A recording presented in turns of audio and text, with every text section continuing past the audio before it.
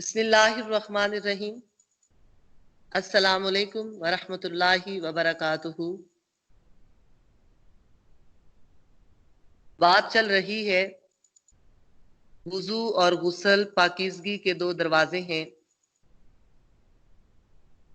کامل وضو آسن غسل کر کے آنے والا انسان، ان دونوں دروازوں سے گزرنے والا انسان اللہ کی عبادت، ریاضت اور بندگی کی لذتوں کو پا لیتا ہے۔ اگر وضو اور غسل میں کمی رہ گئی تو عبادت، گھنٹوں کی عبادت، ساری رات کی بندگی ضائع ہو جاتی ہے۔ وضو کا طریقہ بتانے کے بعد اب آپ غسل کا مسنون طریقہ ملاحظہ کریں۔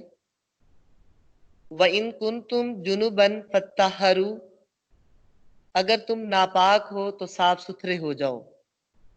سورۃ مائدہ کی آیت نمبر 6 کا ہی ایک جز۔ الطہور شطر الایمان، پاکیزگی ایمان کے لیے شرط ہے۔ صفائی ستھرائی نصف ایمان ہے۔ کچھ باتیں بڑے افسوس کے ساتھ کہنی پڑتی ہیں اور کہہ دینی چاہیے، شاید کسی کے دل پر یہ بات اثر کر جائے۔ بہت سے لوگ ہیں، دنیا دار لوگ، ہزار ہاں باتیں یاد رکھنے والے لوگ،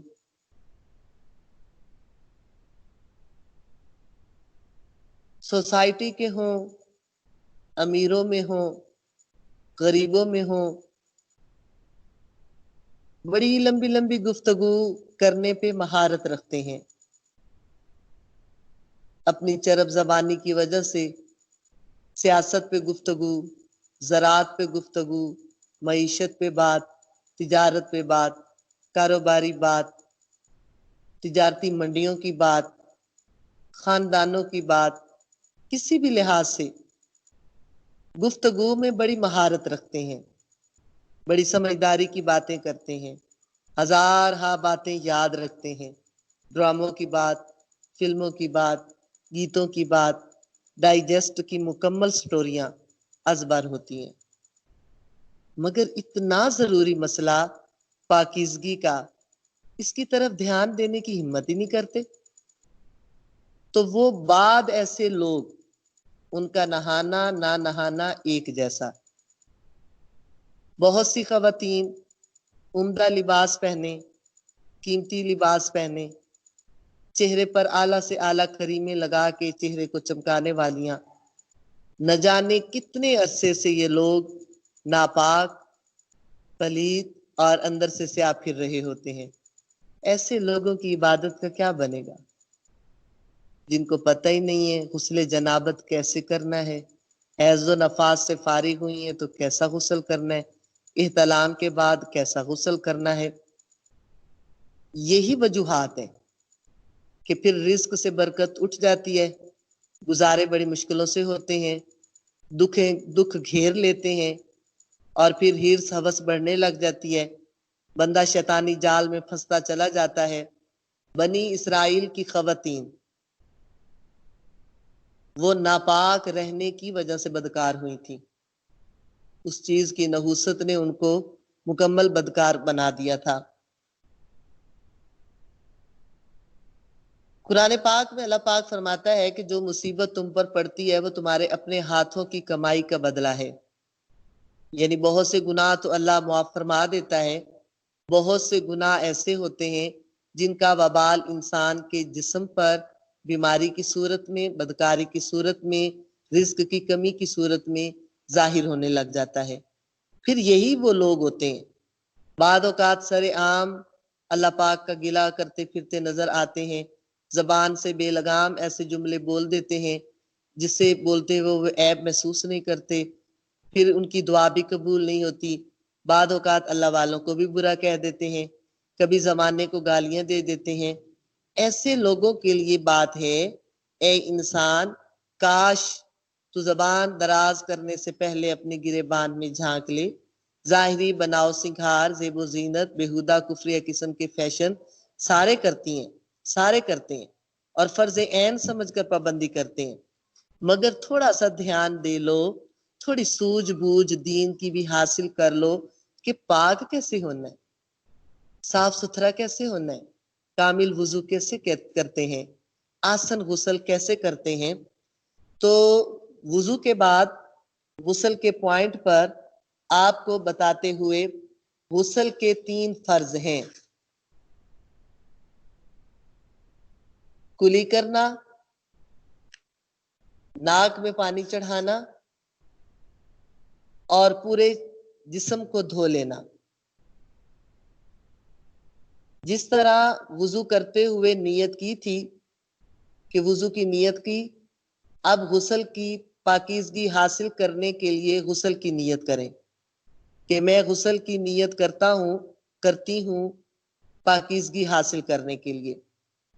پھر دل میں بسم اللہ الرحمن الرحیم پڑھ کر، کسی بڑے برتن میں نہا رہی ہیں تو چھوٹے برتن سے پانی لے کر، یا ٹونٹی شاور کے نیچے ہیں تو پہلے کلائی تک، پونچوں تک 3 بار ہاتھوں کو دھو لیں۔ ہاتھوں کو دھونے کے بعد استنجا کریں، یا جہاں ناپاکی لگی ہے اس حصے کو صاف ستھرا کریں۔ اگر ناپاکی نہیں لگی پھر بھی سنت طریقہ ہے کہ اس حصے کو دھو لیں، استنجا کر لیں۔ استنجا کرنے کے بعد کلی کریں، اس طرح کلی کریں کہ بڑی احتیاط کے ساتھ حلق تک پانی پہنچ جائے۔ اگر روزہ ہے تو غرارہ نہ کریں، اگر روزہ نہیں ہے تو غرارہ کر لیں۔ ناک کی نرم ہڈی کے حصے تک پانی کو خوب نوز کے اندر چڑھا لیں۔ کلی کرنے کے بعد ناک میں پانی چڑھانے کے بعد اب پورا مکمل وضو جیسے نماز کے لیے وضو کرتے ہیں اس طریقے سے وضو کر لیں۔ وضو کرنے کے بعد پھر اپنے سر کو دھوئیں، دائیں سائیڈ سے پانی بہانا شروع کریں، 3 بار پانی ڈالیں۔ اپنے سر پر 3 بار پانی ڈالنے کے بعد پھر سر کے دائیں جانب بائیں جانب پانی ڈالیں، پھر اسی طرح کندھے کے دائیں جانب بائیں جانب یعنی کہ پانی ڈالیں۔ اس میں صابن لگائیں، اپنے ہاتھ سے یا کوئی بھی چیز جس سے آپ نے اپنے جسم کو ملنا ہے اچھی طرح مل لیں تاکہ سر بھی صاف ہو جائے۔ دایاں کندھا بایاں کندھا اس کو اچھی طرح ملیں، پانی ڈالیں۔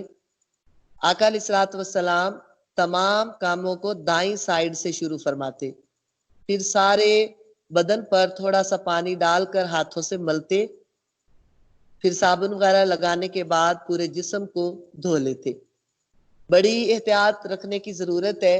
مستعمل پانی جو آپ کے جسم سے الگ ہو رہا ہے وہ غیر مستعمل پانی لگن یا بالٹی میں بھرے ہوئے پانی میں زیادہ نہیں جانا چاہیے۔ ہاں تھوڑے قطرے اگر چلے جائیں تو مستعمل پانی تھوڑے چند قطرے، اور غیر مستعمل پانی چونکہ زیادہ ہے تو اتنی سی بات کور ہو سکتی ہے، اتنی سی بات جائز ہے۔ اس کے علاوہ خواتین کھانا پکاتے ہوئے باوضو کھانا پکائیں، پاک صاف ہو کر کھانا پکائیں، اس سے کھانے میں لذت اور برکت پیدا ہوتی ہے۔ 2 لوگوں کا کھانا پکائیں تو 4 لوگ کھانے والے ہوتے ہیں، یا کھانے میں لذت اور برکت جو ہے وہ خوب بڑھ جاتی ہے۔ جناب ابو درداء فرماتے ہیں آقا علیہ الصلوۃ والسلام نے فرمایا جو شخص ایمان کے ساتھ 5 چیزیں لے کر حشر کے دن اللہ کی بارگاہ میں آئے گا۔ پہلی بات،